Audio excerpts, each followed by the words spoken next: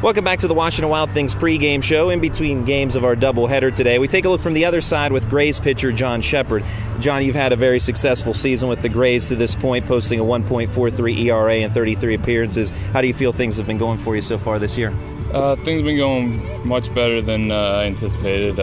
Very happy with how our team's been able to handle being on the road all year and keeping a good morale, I guess. But yeah, very happy with how I've done. Obviously, there's certain points I wish I could have done better, but moving on, trying to get better every day.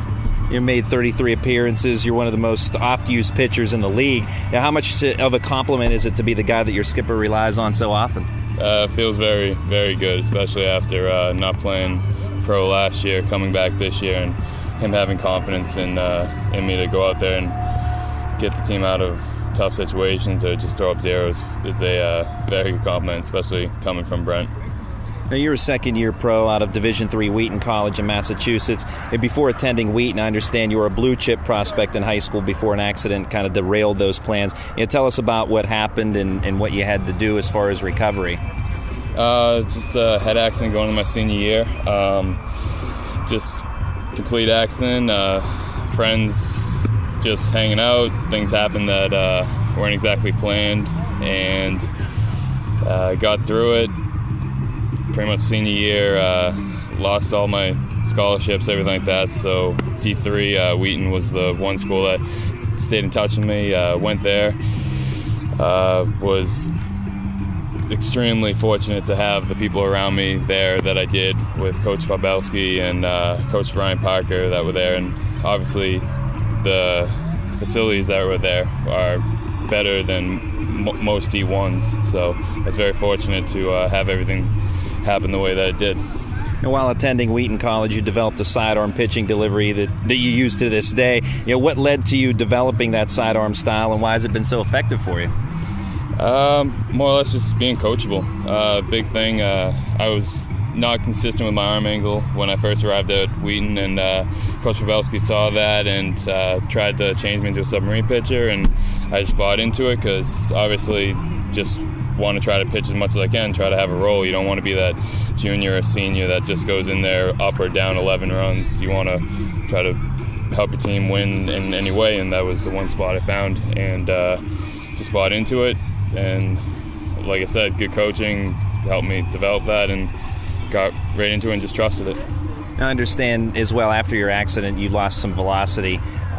I assume that the sidearm delivery had a little bit to do, or developing that with the fact that you had lost some velocity off what was your typical style. You developed that sidearm in part because of that as well? Mm-hmm. Yeah, that was a big thing, where velocity isn't a big key from down there. It's more deception and relying on movement. And I've always had a good handle on my pitches with regards to control. So with this, just go back, rear, and throw, and trust it to do its thing. Now in your second year of professional baseball, you're playing with the Frontier League's traveling team, the Frontier Grays. What are some of the pros and cons, or trials and tribulations, if you will, of having a 96-game road schedule? One of the pros is you learn to laugh at a lot of things. Try to be as positive as you can. It's nice just kind of going different places, not really getting bored by, I guess, a 11-game homestand. Not that that's ever really a bad thing, but keeps us out of trouble being on the road all year. And I guess really the only con is just being on that bus every day for the entire season starts to wear on you, and you learn to appreciate the days off, go golfing and all that fun stuff.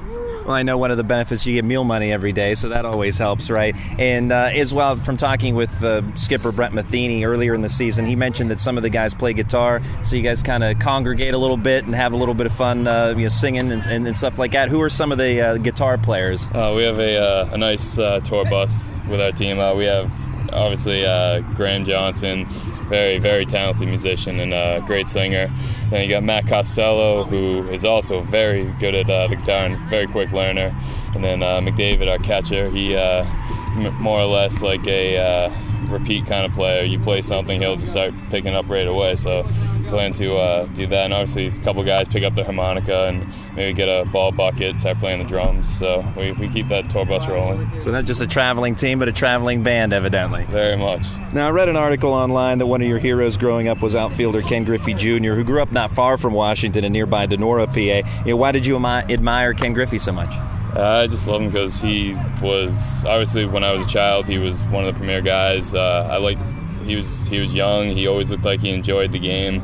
And as I started to grow and learn to appreciate baseball more, I liked a lot of his philosophies and a lot of the sayings that he had, where he knew it was time to retire when he lost the butterflies in his stomach. And I love just obviously smiling and all the amazing things he'd do on the field. It was fun. It was very fun to watch. And I also kind of liked how he didn't want his kid to know that he was a professional baseball player. I read that in Sports Illustrated.